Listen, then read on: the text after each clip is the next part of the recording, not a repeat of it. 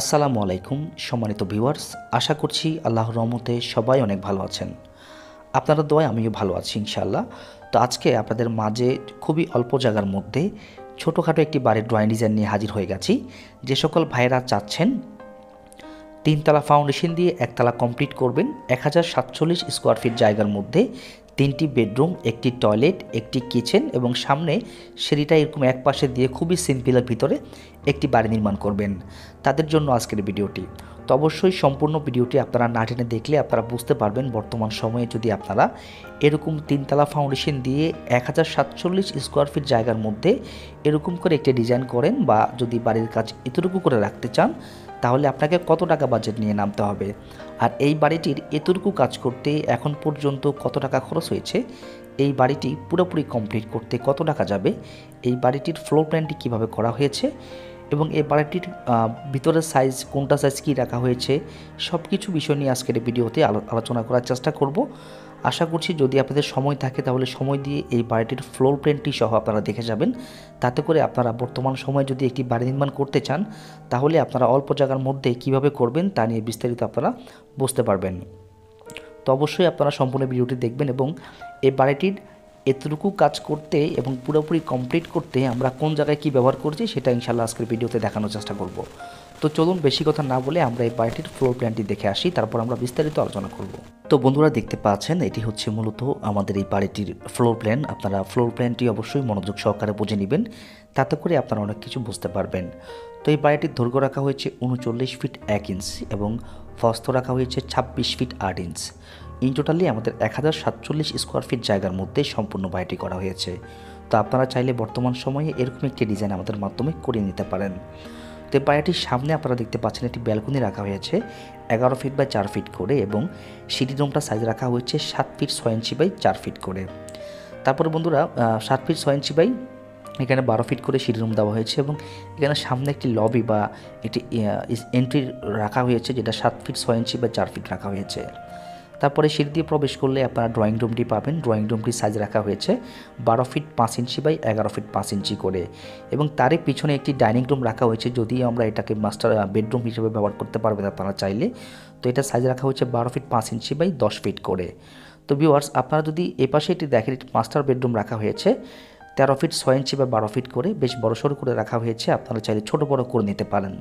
তারপরে এটার সাথে একটি কমন টয়লেট রাখা হয়েছে 8 ফিট বাই 4 ফিট করে, সিঁড়ির সাথে লাগানো থাকবে।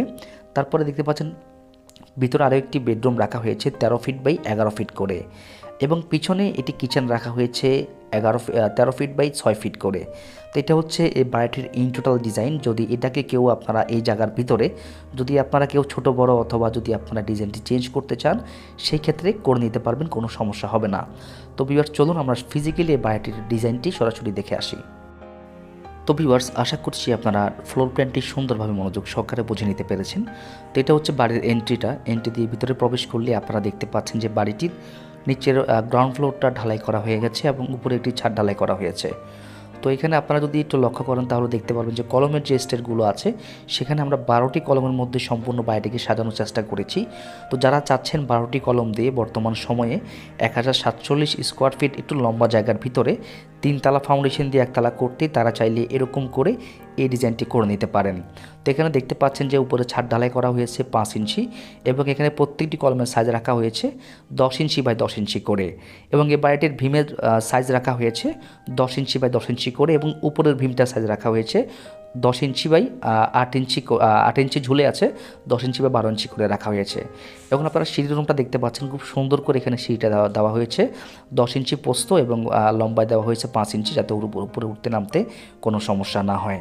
তো এখানে 12টি কলমের নিচে 12টি বেস ঢালাই করা হয়েছে। তো বেসগুলো সাইজ রাখা হয়েছে 4 ফিট বাই 4 ফিট করে 8টি বেস এবং বাকি 4টি বেস রাখা হয়েছে 5 ফিট বাই 5 ফিট করে। যদিও আপনারা যদি লক্ষ্য করেন দেখতে পারবেন যে বাড়ির পিছনে কিন্তু ধানি জমির মধ্যে কিন্তু এক পাশে বাড়িটি করা হয়েছে এবং আপনাদেরকে সবসময় বলি, আপনারা যারা সেফটি ট্যাঙ্কিটা করতে চান না তাদেরকে অবশ্যই বলে দিচ্ছি, আপনারা সেফটি ট্যাঙ্কিটা এভাবেই আপনারা চাইলে করে নিতে পারেন। বাড়ির ভিতরের রুমের থাকবে হচ্ছে 75% এবং একটু মুখটা বাইরে করে দিলেই কিন্তু আপনারা চাইলে বছর বছর আপনারা পরিষ্কার করে নিতে পারবেন, কোনো সমস্যা হবে না।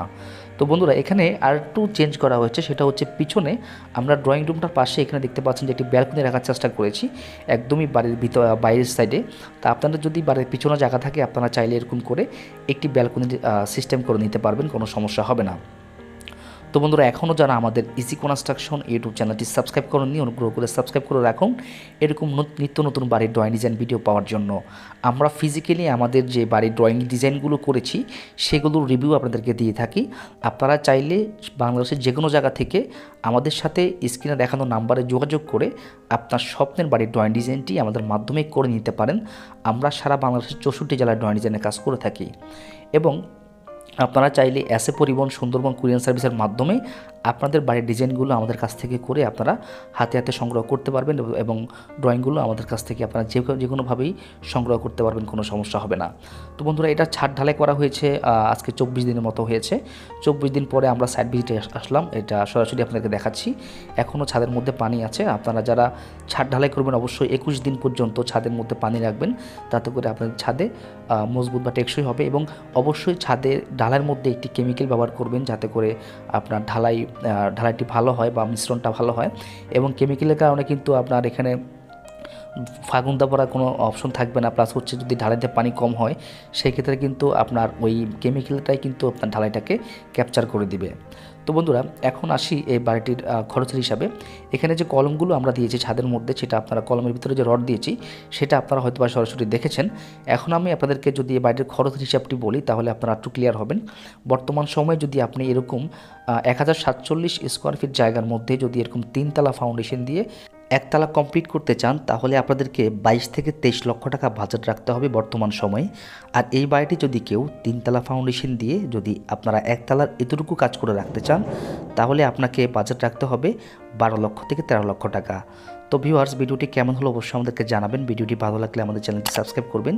আর এই বাড়িটির সম্পর্কে যদি কেউ কিছু জানতে চান সেটা আমাদেরকে অবশ্যই কমেন্ট করে জানাতে ভুলবেন না। তো সবাই ভালো থাকবেন, কথা হবে নতুন কোনো ভিডিওতে। আসসালামু আলাইকুম রহমতুল্লাহ।